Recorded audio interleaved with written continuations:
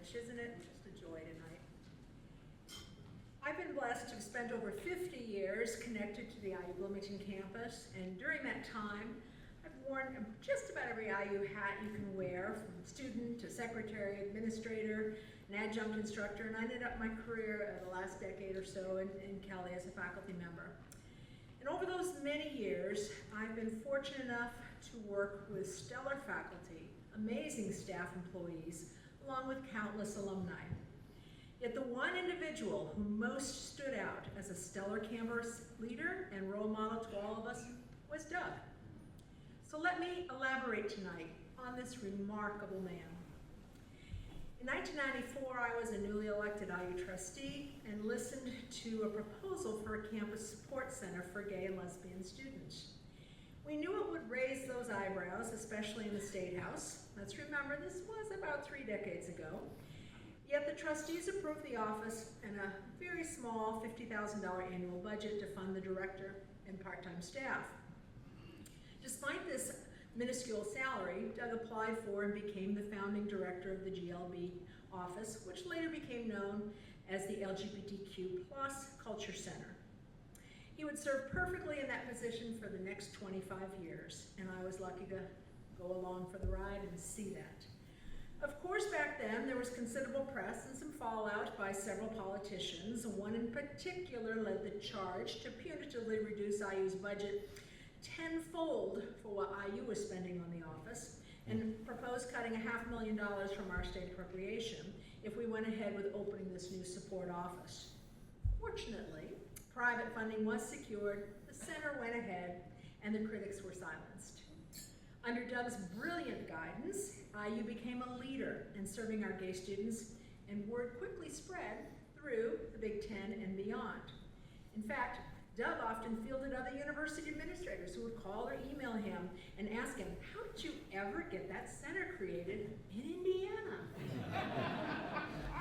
I was there back in 1995 as an out gay woman myself, and I fondly remember the day Doug said he was going to host an open house for the new center. He had wisely invited many university figures to attend, including the most famous, Chancellor Herman B. Wells. Now, Dr. Wells knew of the controversy and funding challenges for this little house on East 7th that would house the office and a few other related departments. So his staff contacted the physical plant where I happened to work at the time and informed them that Dr. Wells wanted to visit this new office and for the open house and would need accessibility into the small building, and could they arrange that and by the time the open house date occurred. Ever the wise leader, Dr. Wells knew the maintenance department would somehow find the funding, and they did, and build a wheelchair ramp, build the accommodations that were needed for doorways, etc. And this would be an investment in the office for years to come. In fact, Bruce Samail, our director now, had a rededication of that space just a few weeks ago, and I still walked up that ramp. It's still there.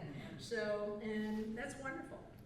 So once Herman B. visited and gave his stamp of approval on the new student center, and the director who was selected, who could argue with him, right? That's Herman B. Wells.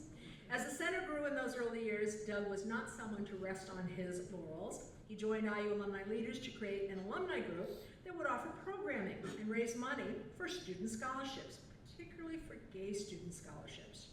If you can imagine back in the 1990s, going home at Thanksgiving, this time of year, to a family dinner, and the young IU student says to the family, "Pass the potatoes, and by the way, I think I'm gay."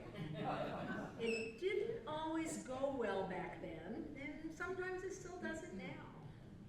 The IU Alumni Board, with Doug serving as a member, then went on to raise over $1 million for scholarships. $1 million. We believe this.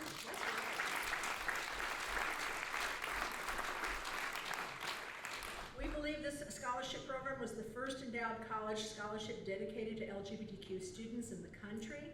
So Doug had a plan, he had a vision, and could inspire the rest of us to carry it forward with him and his leadership.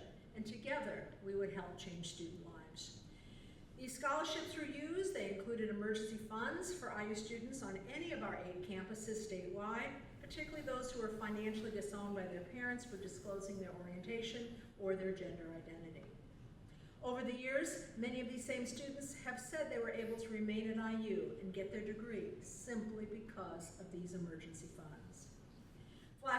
Flash forward to about a decade ago, and the IU Foundation, who's not on the, pushing the envelope on things, was taking philanthropy to the next level with giving circles. They'd started with a women's philanthropy circle, then a black philanthropy circle, and eventually, yes, a queer philanthropy circle. And that was created, and who served as an early member of the QPC? None other than Doug. The QPC is now in its 6th year.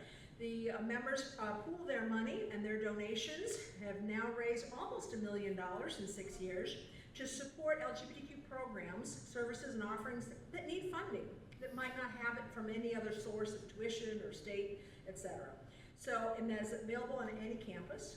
And none was more important than the QPC making large gifts to 2 big entities, and that was the Kinsey Institute and the IU Alumni Scholarship for Gay Students. That's been their highest priority over the last 6 years. So, as I close, wherever Doug Bauder went, he made the campus a better place. He helped change many a student's success, and he showed the rest of the world how to put out a rainbow welcome mat that was truly inclusive of everyone. So please, raise your glasses and join me in toasting the extraordinary Doug Bauder.